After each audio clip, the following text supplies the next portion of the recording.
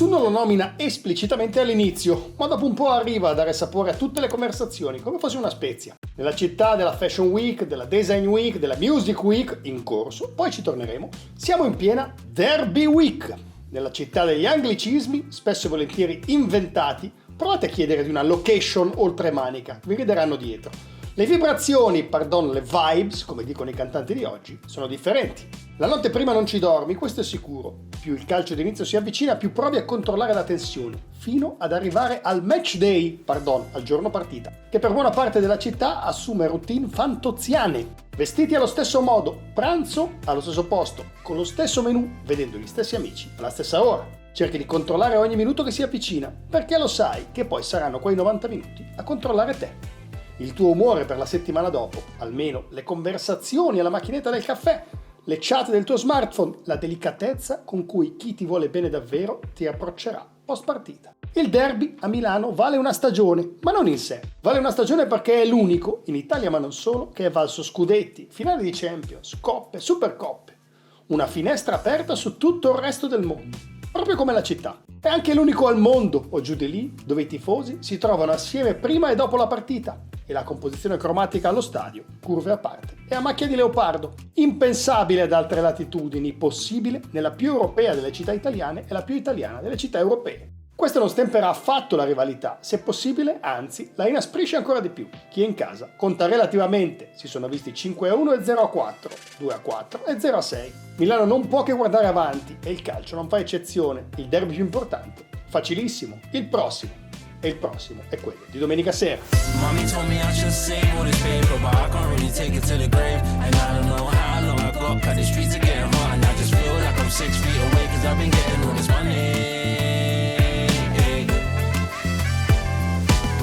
Questo è Del cielo e della notte, un podcast di Inter prodotto da Intermedia House. Io sono Alessandro Villa e ogni settimana cerco di tracciare insieme a voi il punto sulla mappa del mondo nerazzurro. Oggi siamo qui. Siamo proprio lì, a 108,5 metri da terra, sul tetto del Duomo, in cima alla Madonnina, che se la vedete ondeggiare in questi giorni è perché c'è la Music Week. Per raccontare il derby scegliamo un disco un po' âgé, di inizio 2000. Mi Fist dei Club Dogo è una delle pietre miliari del rap italiano e uno dei dischi più milanesi di sempre. Assieme al resto racconta di una città che sta cambiando in fretta, rimodulando i propri spazi dove le piazze e i grandi spazi stanno per riempirsi e contemporaneamente svuotarsi, inglobati dai social network dove tutto è ovunque e a Milano è ovunque un po' di più. Milano è l'unica città, assieme a Manchester, ad aver vinto la Champions League con 2 squadre diverse, l'unica ad averlo fatto a 50 anni o quasi di distanza.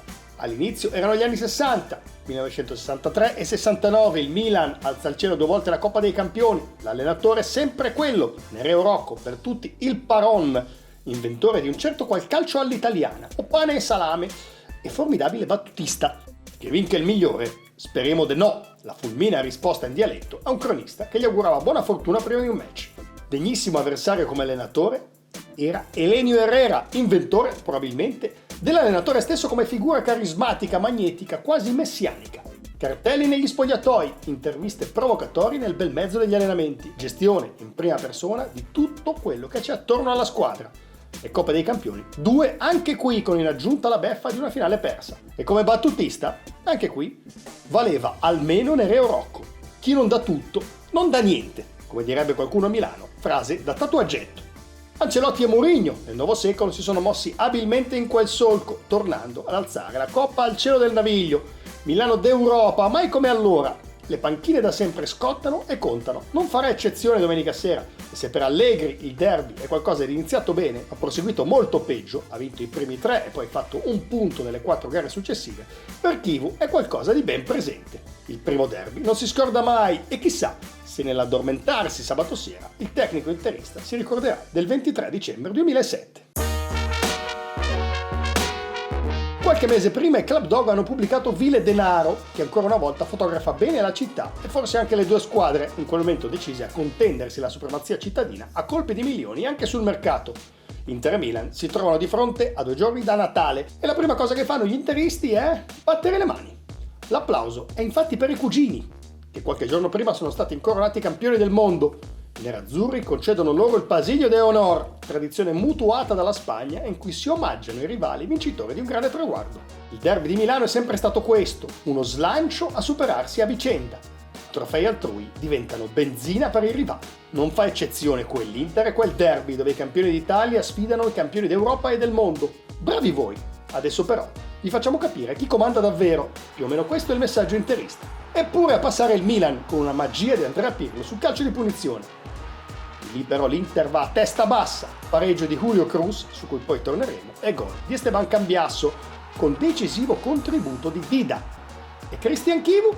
Giocava sì, ma a centrocampo, con Cambiasso, Zanetti e il cileno Luis Jiménez, trequartista d'assalto della carriera non proprio indimenticabile, ma fondamentale per qualche mese in quell'Inter, che vinse un altro scudetto. Tanti 7 in pagella il giorno dopo per il romeno, che a centrocampo di solito ci giocava sì, ma in nazionale. Dicevamo del pari di Cruz.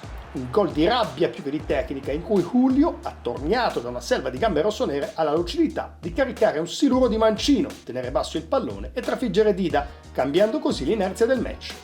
Già, perché al derby, più che mai, conta la corrente, l'adrenalina di un gol può cambiare il mondo e gli attaccanti lo sanno e devono andarselo a prendere di prepotenza. Inter Milan è affare per punte vere, meglio se, come nel caso di Cruz, arrivano dall'Argentina. E argentini sono in effetti i 5 gol che vogliamo raccontarvi.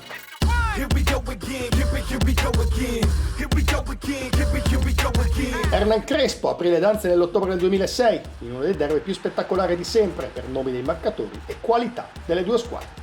Punizione di Stankovic, palla sul secondo palo, colpo di testa implacabile, 1-0. Rodrigo Palacio ne firmò uno d'autore, curiosamente sempre all'antivigilia di Natale, nel 2013. Il gol di tacco a 2 minuti dalla fine resta una chicca per esteti. Magari Inter e Milan non erano nel punto più alto della loro storia, finiranno la stagione rispettivamente quinta e ottava, ma il derby resta sempre il derby. Mauro Icardi si levò 2 sfizi mica da ridere, una tripletta, 3 gol per andare 3 volte in vantaggio, la terza delle quali definitiva, e un gol in pieno recupero su un cross di Vessino e complice un'uscita a vuoto di Gigio Donnarumma. San Siro, pazzo di gioco, si fece sentire. Gli argentini, con la A maiuscola, sono 2 però parlando del derby di Milano. Uno è Diego Milito, che nei derby è andato a segno 6 volte, 4 di queste nel 2011-2012. La gara di andata, in particolare, è il simbolo di cosa può essere a volte un derby. Forse non vinco io, ma di sicuro non vincerai tu. L'Inter in quella stagione finisce a meno 22 dal Milan, ma i derby li porta a casa entrambi. Nell'andata il Milan preme e fa la partita, ma a passare è l'Inter, passaggio di Zanetti, errore di Abate, sempre lui. E semaforo verde per Milito, che avanza, conta i passi e rilascia un beffardo diagonale che bacia il palo e finisce in rete. Il principe poi esulta assieme a un uomo misterioso, completamente fasciato dagli indumenti, che arriva dalla panchina. Chi è? Provate a indovinarlo nei commenti qui sotto. La risposta nel prossimo episodio. Il secondo argentino a essere sinonimo di derby è Lautaro Martinez, con 9 gol all'attivo, largamente il marcatore numero 1 in attività. Il migliore dei 9, nessun dubbio, quello che valse un volo per Istanbul.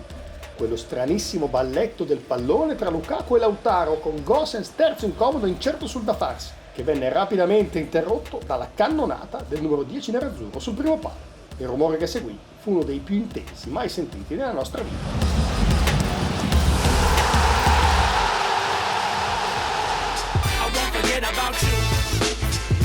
No, non ci siamo dimenticati della vostra rubrica preferita, l'interista che non ti ricordi. Di solito un gol nel derby vale l'immortalità calcistica o quasi, ma c'è chi non se lo ricorda e in fondo qualche anno è passato. La carriera è ancora in corso, è rientrato al momento dal prestito al Dubai City, squadra numero 17. Siamo lontani dal Loco Abreu con 25 squadre, ma non troppo lontani. A 36 anni Ezequiel Schelotto ha realizzato 25 gol, fonte Wikipedia, ma solo a uno pensa ogni giorno. Me lo sono tatuato il giorno dopo, ha detto candidamente la Gazzetta dello Sport qualche giorno fa. E ha fatto bene, perché per l'Inter quella sera c'erano tutte le premesse per perdere, una squadra sfiduciata, in crisi di risultati che il mercato di gennaio non aveva rivitalizzato, e a gennaio era arrivato tra gli altri proprio Ezequiel Schelotto, argentino di ovvie origini italiane, che fin lì non aveva convinto granché. Pronti via e il Milan fa la partita e passa dopo 20 minuti, bel gol di El Shaarawy. La gara diventa poi una specie di affare privato tra Mario Balotelli, desideroso a ogni costo di segnare il tanto agognato gol dell'ex, e Samir Handanovic, sorta di nemesi del rossonero, che gliele prende tutte. Stramaccioni cambia modulo e leva un centrocampista mettendo un esterno, nello specifico fuori Cambiasso e dentro Schelotto. Qualcuno pensa a una resa, diventa la mossa del match. Al primo pallone toccato, Schelotto, buttandosi in area con l'incoscienza dei novizi, pareggia il match su cross di Yuto Nagatomo. Nel recupero quasi ne segna un altro su cross di Cassani. Troppo avranno pensato gli dei del calcio. Non esageriamo, va bene così. E in effetti andò bene così. Perché a volte, se non puoi vincere, va bene anche che non vincano gli altri. Erano altri tempi, oggi il derby di Milano vale di più. Fine novembre, presto per una sentenza definitiva sulla stagione, abbastanza in tempo per uno statement importante, soprattutto sugli avversari.